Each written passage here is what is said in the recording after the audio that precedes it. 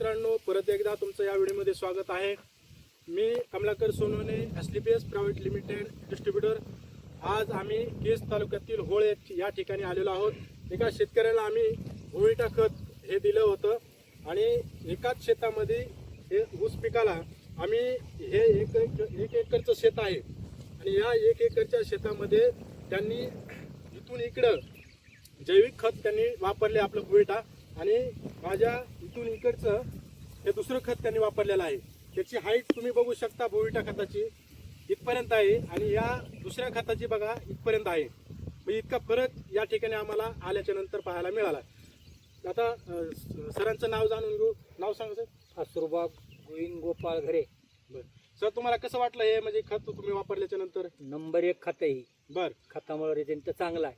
बघा भुईटा खत म्हणजे इतका फरक याच्यामध्ये आहे.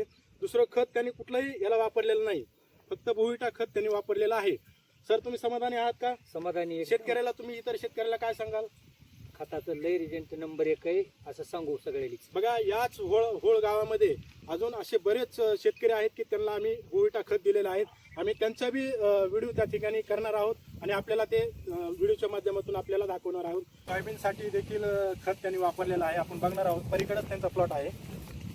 बघा सोयाबीन पिकासाठी बी त्यांनी भुईटा खत वापरलेलं आहे. त्यांनी दुसरं खत कुठलंही वापरलेलं नाही. बघा तुम्हाला इथं शेंगा किती आहेत ते तुम्हाला दाखवतो. या गो बघा.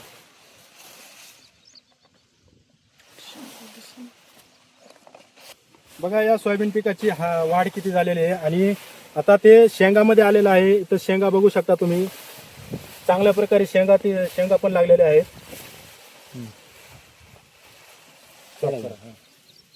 जबरदस्त रिझल्ट आपल्या या खतावरती आहे. तर पुन्हा भेटू पुढच्या व्हिडिओमध्ये. तोपर्यंत जय हिंद, जय एसलीपीएस. आलं का तुकडे तुटलेले आले होते.